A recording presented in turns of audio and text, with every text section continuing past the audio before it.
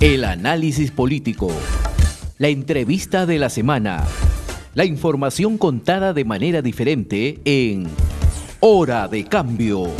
Desde estos momentos nos conectamos con el Perú en Hora de Cambio. Si quieres estar bien informado, quédate en Hora de Cambio. Imparcialidad, objetividad al momento de darte las noticias con Hora de Cambio.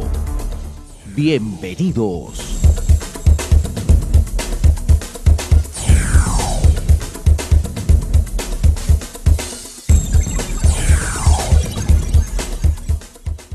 Ya estamos en comunicación con el doctor Pedro Angulo Arana. Él es fiscal anticorrupción y ha sido decano del Colegio de Abogados de Lima.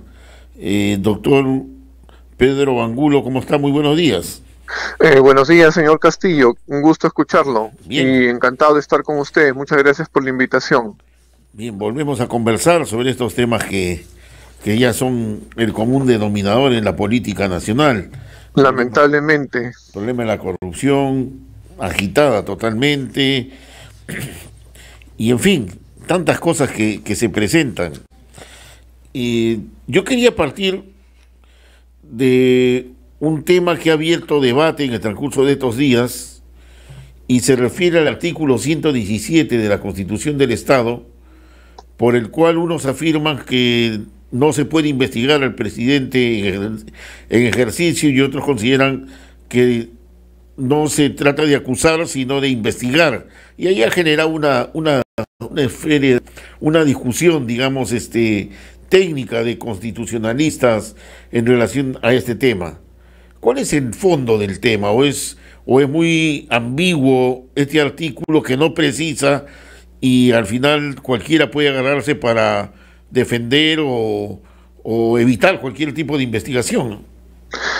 Bueno, el derecho siempre tiene ese inconveniente, ¿no? Los maestros siempre han dicho que el derecho se expresa a través del lenguaje, y en el lenguaje a veces hay ambivalencia. Hay palabras que tienen dos o más significados, dicen acepciones. Entonces siempre hay un margen para interpretar, pero toda interpretación tiene que ir dentro del espíritu de la ley, y uno para eso hace lo que se llama la interpretación histórica. ¿Qué es lo que quiere la ley? ¿Qué es lo que quiso cuando la dio el constituyente? Seguidamente también puede haber una interpretación de adaptación práctica, se llama en derecho constitucional. Es una manera de interpretar. La adaptación práctica quiere decir que las normas no son de piedra. Las normas están para responder a necesidades humanas. El hombre no es esclavo de las normas, y por lo tanto esta norma puede ser preguntada el día de hoy respecto de la situación que estamos viviendo, y admite que se hagan interpretaciones tal como lo ha hecho el doctor Pablo Sánchez Velarde. El doctor Pablo Sánchez Velarde en su resolución se ha referido a una circunstancia especial, cuando prácticamente los elementos de juicio, los indicios, son muy fuertes en apuntar hacia el presidente. El tema de la existencia del artículo 117 es porque lamentablemente nosotros tenemos pues una historia de ambición por el poder, y que eso genera inestabilidad. Y lo que se ha buscado es resguardar la figura del presidente de que se genere inestabilidad y abriéndosele procesos por cualquier cosa. Pero la idea es además por forzar las normas, ¿no? Para simplemente tratar de controlar, colocar contra la pared al presidente. En este caso, Pablo Sánchez nos está diciendo que no se trata de eso. Se trata de que hay alarmantes elementos de convicción que apuntan hacia el presidente, y que en esas circunstancias tiene que darse una investigación. Entonces, él está aperturando una puerta que en su caso va a merecer la interpretación del Tribunal Constitucional. Como hemos escuchado al abogado defensor del presidente, él ha referido que él esperaba que la Fiscalía rechace, ¿no?, la posición de la defensa.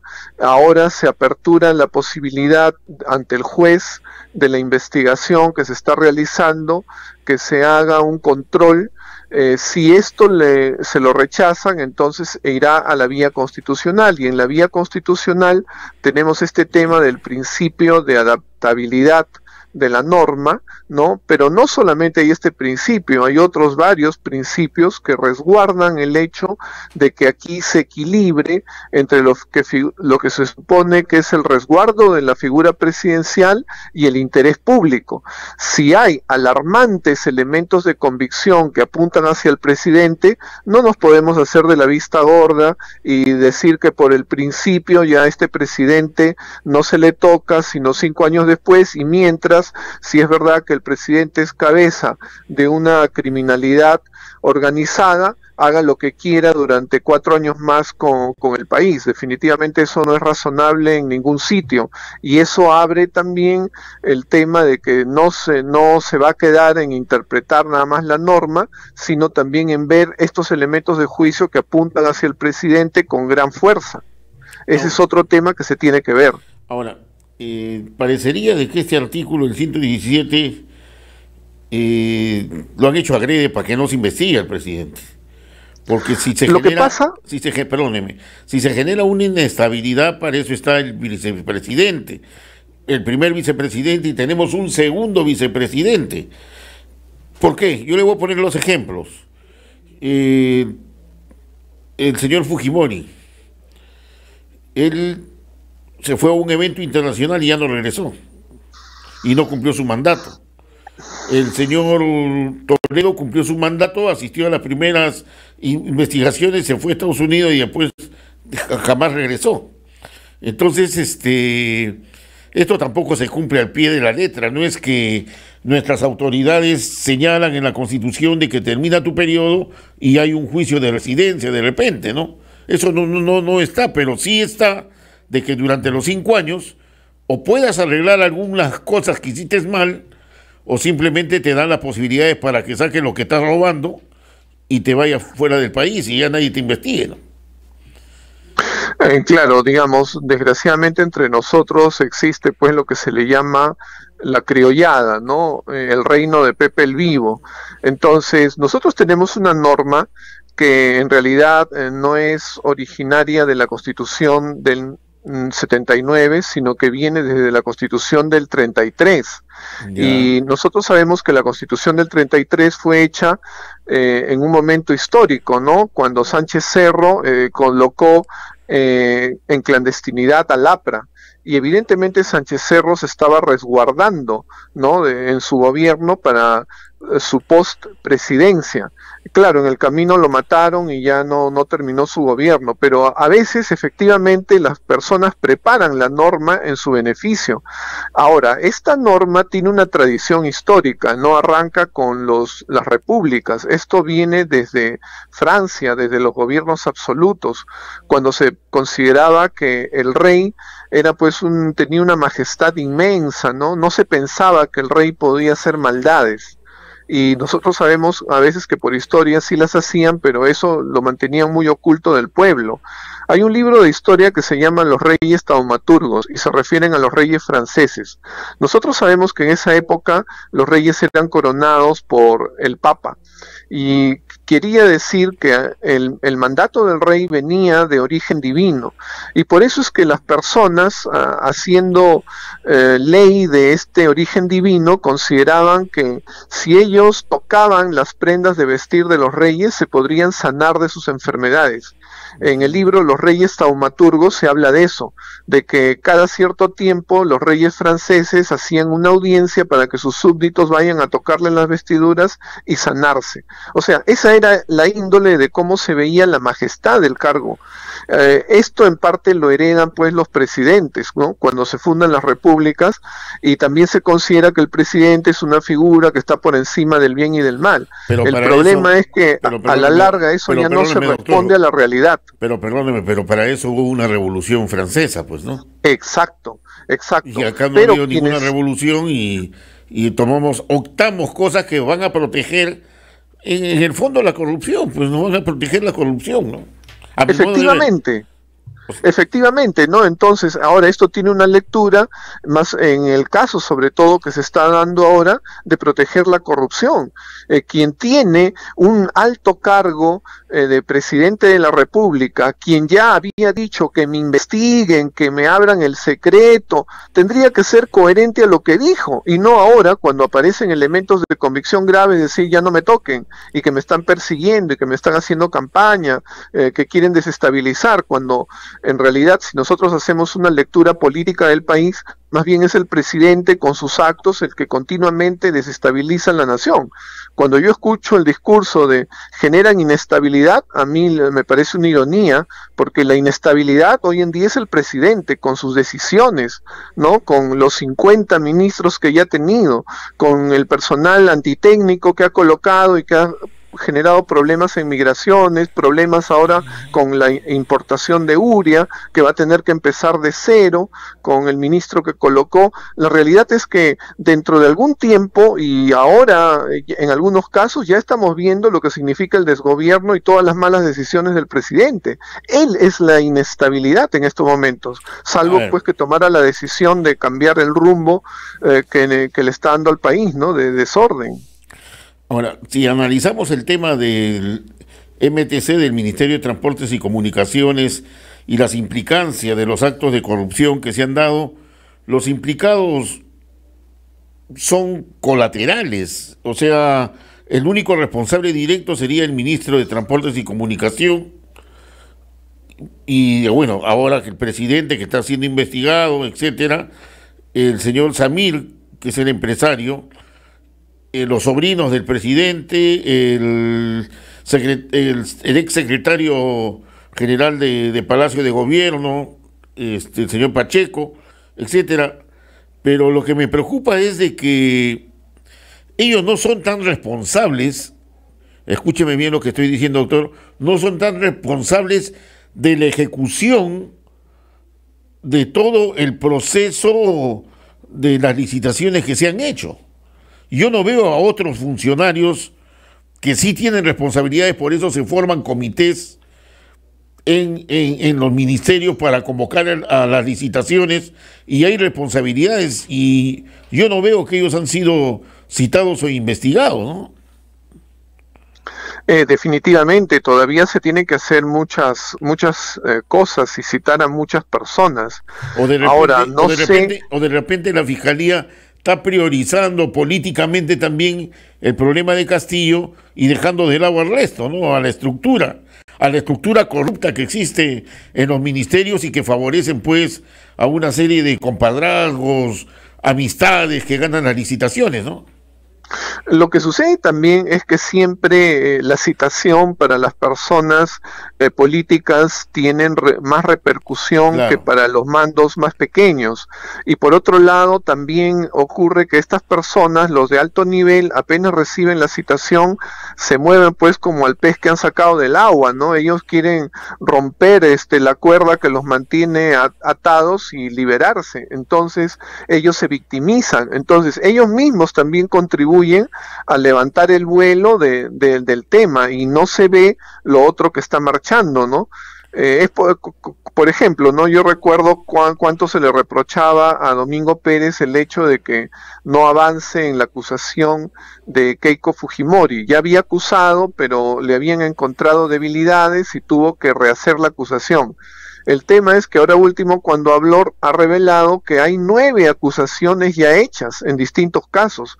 No quiere decir pues que los fiscales no están haciendo nada.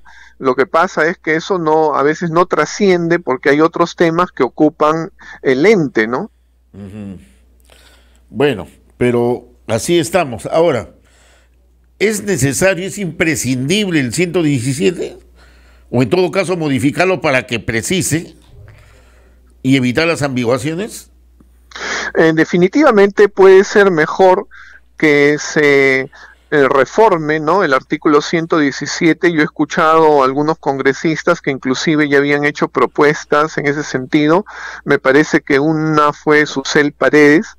En ese sentido, sí es importante que se considere, pues, y que la ciudadanía sepa que hoy día un presidente no puede matar a un ciudadano y no pasa nada, se tiene que esperar 5 años. O sea, eso para los tiempos que vivimos parece un absurdo, ¿no? Que el presidente puede cometer cualquier delito y nadie lo puede tocar y se tiene que esperar 5 años. O sea, eso parece irracional, sobre todo viniendo del mandato constitucional del que el presidente está obligado a cumplir las leyes y hacerlas cumplir. Él es el modelo, él es el ejemplo. El representante de la nación pues no puede estar pasando la vida haciendo estropicio y medio y nosotros calmados esperando que pasen 5 años para que tenga que recién procesársele. O sea, eso parece absurdo, ¿no? Sin embargo, existe. ¿Por qué? Porque la norma no se renueva a sí misma. Son los seres humanos los que renovamos la norma. Y precisamente en estos momentos, cuando se producen casos que motivan a revisar todo, a rascar la costra y ver que la norma tiene que responder a la realidad. Entonces, es un momento relevante, ¿no?, por lo que está haciendo este gobierno para modificar las normas. En ese sentido, ese es también el destino del derecho. El derecho no nace en las normas para quedarse como siempre fueron ya hechas, ¿no?, sino que las normas se modifican. En ese sentido, tienen una vida que acompaña también a la sociedad y a todas sus vicisitudes y problemáticas. Doctor, pero a ciencia cierta, yo creo que tanto la gente que está en el Ejecutivo como en el Legislativo, creo que nos quiere agarrar de tontos a todos los peruanos. Hoy estoy viendo que existe posibilidades que se modifiquen más de 50 artículos de la Constitución, sobre pretexto de que existan 2 cámaras, cantidad de congresistas que llegarían a 190, ahora somos 130, o sea, aumentaría 60 más, 190, o sea, con la bicameralidad de senadores y diputados, y por otro lado se está metiendo de contrabando la reelección. Es decir, de que cuando sí existe el interés mío, el interés político de mis objetivos políticos, ahí sí es bueno hacer la modificación de la Constitución. Y cuando se habla de una constituyente, no, eso es peligroso. Entonces, ¿en qué estamos? ¿En qué país estamos que nos quieren agarrar de tonto porque modificarle un plumazo 50 artículos no es cualquier cosa? Mejor vayamos a una constituyente donde la gente no va a querer pues la reelección parlamentaria, ni congresal, ni presidencial, ni municipal, ni regional, ¿no? Es penoso, ¿no? Es penoso porque el Congreso hace tiempo debería de estar tratando de legitimarse con su conducta, con las leyes que dan, con sus actos, ¿no?, de seriedad, pero lamentablemente lo que vemos pues es que responden a los intereses de los grupos o partidos que tienen representación, ¿no? Ahí están pues los intereses de las universidades, que no les interesa lo que dicen los organismos técnicos de asesoría, no les interesa lo que dicen los rectores serios, les interesa lo que dicen los rectores Bamba, no les interesa lo que dicen los estudiantes que han sido afectados y que también son la voz de sus padres. Eso no les interesa. Lo que les interesa es el negocio de los que tienen representación allí en el Congreso, y a esos tenemos que mirarlos, a esos tenemos que reprocharles y apuntar en las próximas elecciones a no hacerles caso, porque esos son los que contribuyen a destruir el país y también están actuando en contra del transporte, en contra de medidas que habían significado, por ejemplo, en la reforma electoral, cosas importantes que sin embargo ellos las tiran para atrás. Y ahora este tema que usted muy bien me dice, es evidente que lo que es un plan B, ¿no? Como ellos saben que la ciudadanía no los quiere y que de repente se tienen que ir conjuntamente con el presidente, entonces están apuntando a reformar la Constitución para, como ya no pueden ingresar como congresistas, va a ser otra cosa, pues hay Cámara de Senadores y Diputados, y como ya no hay antecedentes, sino va a figurar el hecho de que ya anteriormente han sido nombrados, entonces unos se lanzarán para ser diputados o el otro nombre que signifique esa misma Cámara Baja, y otros se lanzarán pues para senadores, y eso es lo que se están preparando, ¿no? O sea, siempre viendo el interés de ellos, no viendo el interés de la nación. Cuando hay temas muy importantes como el tema de la urea, que motiva que este nuevo ministro, que sí conoce el tema de agricultura, se reúna con la comisión, en vez de apuntalar ese tema que va a ser de emergencia dentro de un tiempo para todos los peruanos, están viendo lo que les interesa, ¿no? Regresar a algún cargo. Ahora, esta situación refleja claramente también qué clase de cuadros políticos es lo que tenemos, ¿no? Ese es otro tema importante, ¿no? No hay cuadros políticos, no hay recambio político, no hay nuevas generaciones, digamos, que puedan empujar un poco más. Yo recuerdo que en la década del 60, 70, en el 80, desde las épocas escolares ya los jóvenes participaban en política. En las universidades, los centros federales, la discusión, había interés político de participar. Ahora prácticamente a la juventud no le interesa lo que está pasando, ¿no? Definitivamente ese es un tema muy importante, porque lo que necesitamos efectivamente es renovar nuestra clase política. Esta ya está totalmente desgastada, y parte de lo que se nota es precisamente cuando algunos llaman a marchar para que se vaya a Castillo, pero los que encabezan pues son los mismos políticos que nos han llevado a esta crisis, ¿no? Aquellos que han hundido a sus propios barcos, sus propios partidos políticos, ahora aparecen como que ellos son los líderes, los que quieren ir al frente, los que están pensando ya en que de repente pueden tentar otra vez y ser congresistas.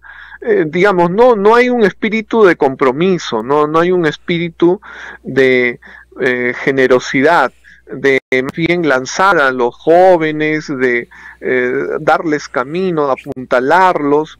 Desgraciadamente no hay demasiado egoísmo, y eso es el mismo problema que hemos tenido durante toda nuestra historia, ¿no? Estamos repitiendo los males de siempre, y evidentemente la ciudadanía es consciente de eso, y por eso pues prefiere no ir con determinadas personas, ¿no? a la calle. Yo estoy seguro que si se agruparan nuevos líderes, jóvenes, personas que no han participado en política todavía, aunque por lo menos no están tan trajinados, definitivamente la gente sí saldría porque tienen credibilidad.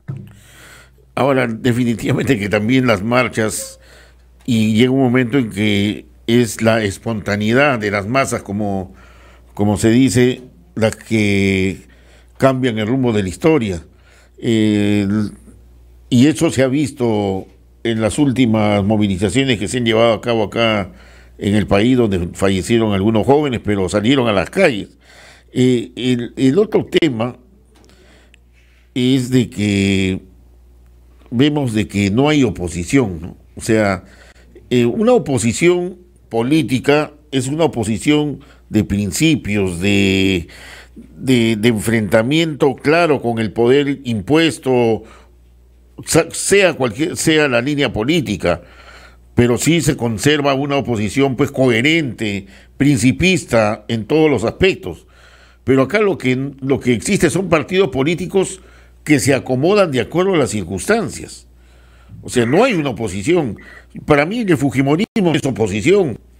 El fujimorismo simplemente es parte de un engranaje político que le sacan provecho al escenario político que se vive. De igual manera los otros partidos políticos, ¿no? ¿Quién le hace oposición al gobierno? La gente en forma independiente, las encuestas, pero ¿quién canaliza esa oposición? Tampoco lo hay. Entonces, ¿de qué cosa hablamos? Al final de cuentas, todos quieren que se vayan, pero al final de cuentas, todos se están quedando, ¿no? Claro, digamos, hay digamos, desde una orilla hay una voz que dice vaquen al presidente, y desde la otra orilla está la voz que dice cierren el Congreso. Pero en el centro hay una voz que ya cada vez es más mayoritaria, que se refleja en las encuestas, aunque no les hagan caso, y que dice que se vayan todos. Así es. Y la realidad es que uno a veces dice, ¿no? El presidente está haciendo tan mal las cosas que lo que cabe es apoyar al Congreso y respaldarlo para que lo vaquen al presidente. Esa sería una solución dentro del Estado de Derecho y con aplicación de las normas pertinentes. Pero de pronto uno ve que el Congreso está retrocediendo en la reforma electoral, atacando a la SUNEDU, beneficiando lobbies por aquí por allá. Entonces, pues eso también uno lo tiene que criticar. A la larga lo que queda es que uno está equidistante de ambas fuerzas, ¿no? Porque no nos representan. Con los ejemplos que usted pone, doctor Angulo, pero ahí no hay oposición, ahí se dan la mano entre todos. Efectivamente, a eso iba. Definitivamente no hay oposición, porque como usted bien dice, una oposición tiene que tener en principio banderas. Si el gobierno dice desgobierno, entonces la bandera de la oposición sería personal técnico en los ministerios. Si el gobierno dice reformen transportes y que reine la informalidad, entonces la oposición tendría que decir formalidad en los transportes. Y a cada cosa que dijera el gobierno irracionalmente, el Congreso en oposición, en fiscalización, tendría que decir lo contrario, pero no otra cosa parecida. Y mucho menos ponerse de acuerdo en algunas cosas con la representación del gobierno en el Congreso. Cuando han atacado todos a la SUNEDU, ahí sí se ponen de acuerdo. O sea, en contra de la reforma, en contra de la juventud, en contra de la educación. Ahora, la verdad es que no puede esperarse mucho, pues, de maestros que no quieren ser evaluados, que se levantaron y se organizaron en contra de las reformas que inclusive el SUTEP sí aceptó. Ya por su origen nosotros vemos que no tenían mucho que ofrecer, pero ahora pues ya en gobierno se supone que el Congreso debería de reaccionar y hacer su papel y no lo está cumpliendo.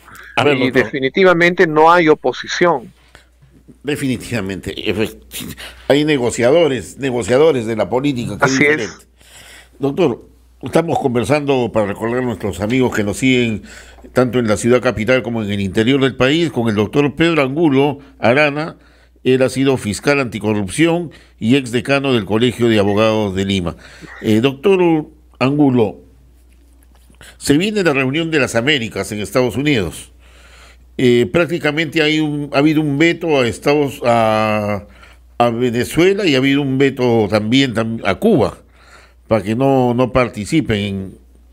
Sin embargo, hay otros países que no van a participar, como Honduras, Guatemala, y posiblemente otros se sumen por cuestiones ideológicas, políticas que Estados Unidos tiene sobre estos países, ¿no? En el caso de Cuba, concretamente, del punto de vista ideológico.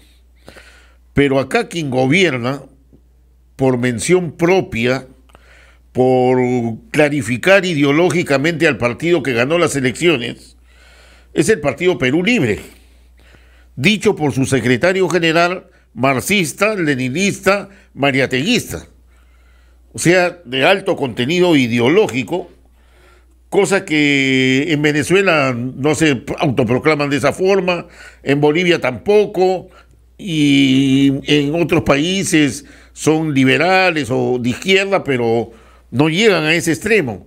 Pero acá parecería que el presidente Pedro Castillo, muy sospechosamente, a mi modo de ver, es uno de los países engreídos que va a ser de repente la vedette en esta reunión de las Américas.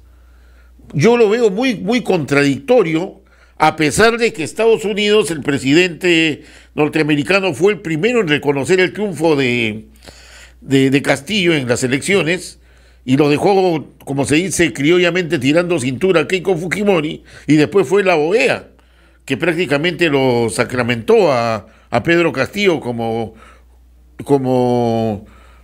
presidente, prácticamente, donde ya no había discusión de nada, ¿no?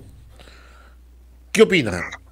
Claro, bueno, lo que sucede, una orientación de análisis es, digamos, precisamente la falta de análisis del señor Castillo, ¿no? Es difícil imaginar con lo que ya conocemos de él, que en las reuniones de los ministros él no dice nada, él solamente escucha, a veces asiente, que ya tiene más de 105 días que no declara ante la prensa luego de la entrevista con el periodista mexicano, que evidentemente el presidente no tiene cosas que responder, él no tiene una línea de gobierno. Él fue una persona que, como no logró inscribir su partido, que aparentemente tampoco tenía ninguna base, simplemente ingresó al partido del señor Cerrón para postularse, pero él no tiene base social más que la amistad de algunos profesores, lo que pudo conseguir con su sindicato. Esa es su única base. Pero tiene, el resto son aliados de palabra. Pero tiene, tiene Movadet. Ok, pero no tiene más allá de eso una orientación política. Entonces, él no sabe qué es lo que le conviene o no le conviene. Supongo que un ministro, quizá el de Relaciones Exteriores, le dice, este es bueno, entonces me embarco. Y si viene otro antes, probablemente no se embarcaba, ¿no? Así fue como no fue a la reunión de Davos.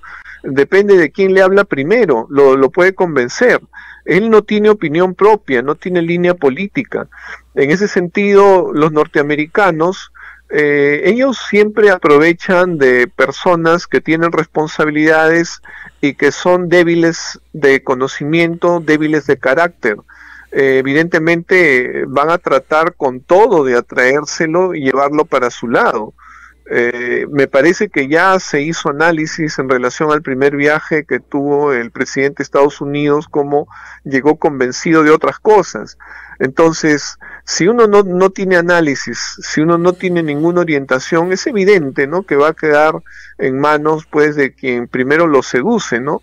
Y ese es otro peligro para el país, ¿no? Tener un presidente que no tiene fundamentaciones, que no tiene una orientación, que no tiene carácter, que no tiene temperamento, definitivamente es una mala situación. Ahora, sí, es verdad que felizmente pues el señor Cerrón, Bermejo y todos los demás no están en el gobierno, porque ellos tienen una orientación de una línea política dura, ¿no?, ortodoxa, de un pensamiento que se originó en el siglo XVIII.